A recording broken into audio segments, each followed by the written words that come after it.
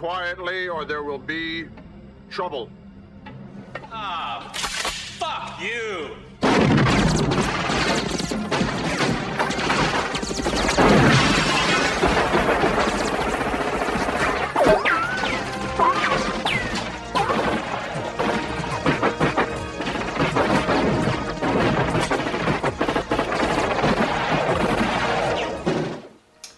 Ok, où est-ce qu'on est rendu? Ben, dans la dernière vidéo, vous avez vu que j'avais fini d'enlever le mylar, j'avais fini d'enlever la colle.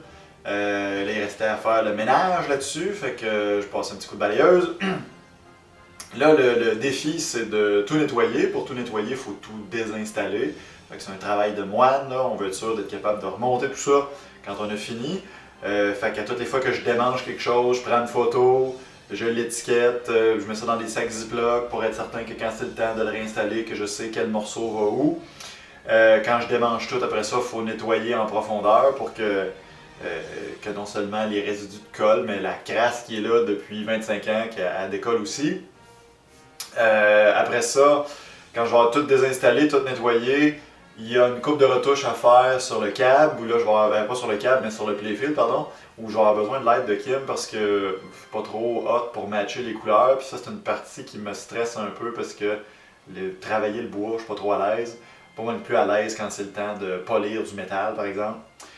Après ça, ben, une fois que tout va être fait côté esthétique, ça va être de tout remonter ça en espérant que ça fonctionne encore. Puis après ça, dépendamment de ma motivation, ben là, ça va être le temps de rajouter un petit peu de bling, peut-être de mettre des LED ou d'essayer de nipper le câble si j'ai encore un peu de motivation.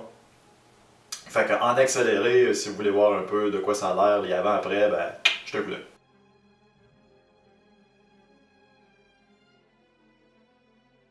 J'ai un petit problème du fait que ça ici, ça tourne très bien, mais le problème, c'est que ça tourne dans le beurre. On peut voir ici que ça tourne dans le vide.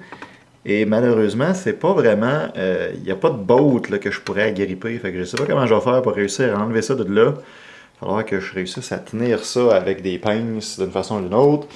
Et puis l'autre pin que j'essaie d'enlever, mais elle a cassé. Fait qu'elle est poignée dans le trou.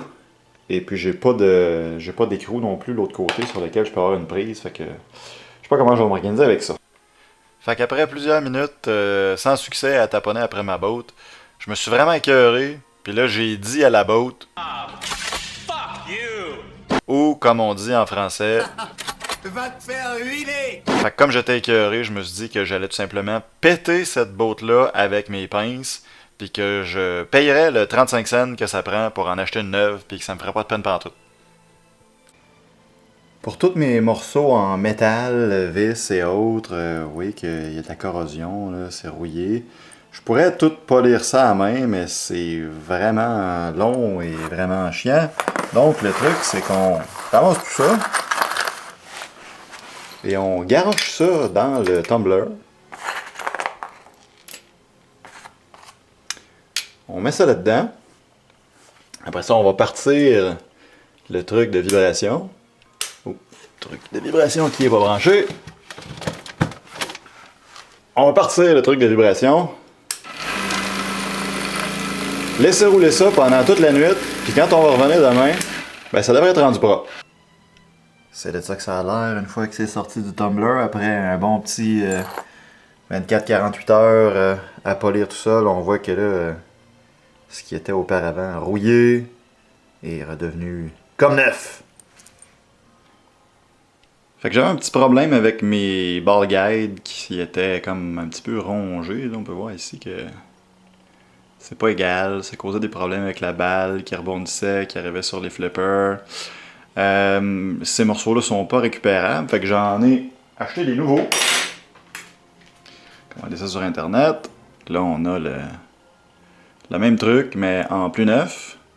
Mais là je trouvais que c'était une belle occasion de pimper mon pinball et comme j'entretiens une relation amour-haine avec le polissage de métal, ben j'haïs ça parce que c'est super long, mais j'aime ça parce que les résultats, quand on les voit, c'est une des affaires où on voit une belle différence. Vous voyez que ça, c'est l'ancien morceau.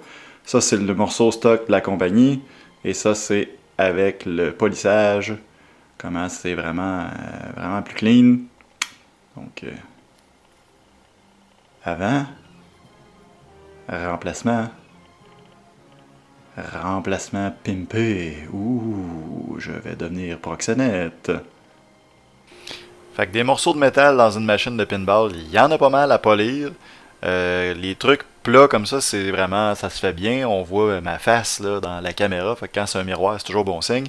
Les wire guides comme ça, c'est vraiment plus chiant. Faut le faire à laine d'acier ou avec des morceaux de papier sablé parce que c'est plein de petites courbes et tout ça. On voit pas aussi bien le résultat à la caméra, mais en vrai, ça paraît quand même un peu. Parce qu'il y avait beaucoup de petits spots de rouille là, qui ont disparu avec tout ça. Fait qu'un travail très long, mais quand même satisfait du résultat. Des morceaux de métal, il y en a pas mal. Des morceaux de plastique, il y en a pas mal aussi. Puis vous pouvez voir qu'ils sont quand même pas pire crottés. Même un peu dégueulasses. Quand on les nettoie, ça fait quand même une belle job. J'ai pas fait un avant-après pour tous les morceaux, mais ça vous donne une idée là, de comment ça rafraîchit quand même l'allure de la machine pas mal. Robocop commence à payer un petit peu le prix de mon enthousiasme. Donc ici, c'est noir pas mal. Je l'ai gratté beaucoup. Ça quand même, c'était beaucoup plus sale que ça avant. De l'autre côté, c'était semblable. Oh, je suis en train de m'enfarger. De l'autre côté, c'était semblable. Et puis, c'était même pire. J'ai frotté. Puis là, j'étais donc bien heureux que c'était tout en train de s'en aller. Mais là, c'est tellement tout en train de s'en aller que... Ici, on peut voir qu'il y a un petit peu de la peinture qui commence à s'en aller aussi. Fait que c'est le moment où il faut savoir s'arrêter. Je voulais pas trop faire de dégâts, mais là, j'ai commencé un petit peu dans mon zèle à passer à travers de ma peinture. Fait que là, ça, c'est le genre de truc à quoi il faut que je fasse attention. Ailleurs sur le playfield, on a d'autres problèmes. Ici, on peut voir qu'il y avait un assez gros trou, que l'ancien propriétaire s'est contenté de mettre un tape électrique par-dessus ça, puis se dire qu'il n'y avait plus de problème. À côté du bumper aussi, il y avait un gros trou qui causait des problèmes. La balle restait pognée là-dedans. Dans les deux cas, j'ai fait la même chose. J'ai rempli le trou avec du Bondo. J'ai remis ça au niveau. Et puis après ça, j'ai recruté les services de Kim pour qu'elle vienne faire la job de peinture par-dessus.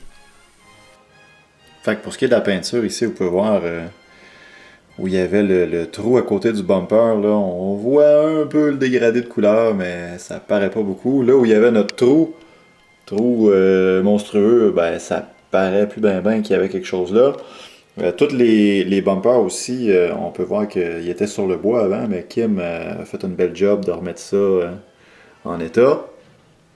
Là, il reste à réparer ma petite gaffe en bas ici. Quelques autres petits détails, comme cette affaire-là ici, dans le bonhomme aussi, il y a une petite coche qui a été faite. Et puis quand ça va être terminé, ben il me reste d'autres affaires, le fun à faire, comme repuncher chacun des connecteurs pour toute la couette de fil, pour être certain que j'ai pas de problème quand ça va être le temps de rebrancher tout ça. Et puis après ça, bon, on va pouvoir commencer à penser à réinstaller les choses et espérer finir la job. Vous pouvez remarquer en même temps que j'ai changé mon setup entre-temps. Tout était auparavant sur la table à côté ici, mais c'était chambranlant un petit peu. Donc là, je me suis construit une belle rôtisserie où en dévissant la vis ici, là, je peux changer l'angle de mon playfield. Quand j'ai à travailler des trucs en dessous, c'est beaucoup plus facile d'accès, beaucoup plus agréable de travailler. Donc ça avance quand même bon train. Je sais pas trop combien de jobs je vais faire encore dessus avant d'être complètement écœuré, mais j'ai bien espoir de réussir à terminer tout ça en 2017, puisque c'était mon objectif 2016 de terminer la restauration, et à date, l'objectif il est échoué. Donc, dans les prochaines semaines ou les prochains mois, là, ça devrait enfin être terminé.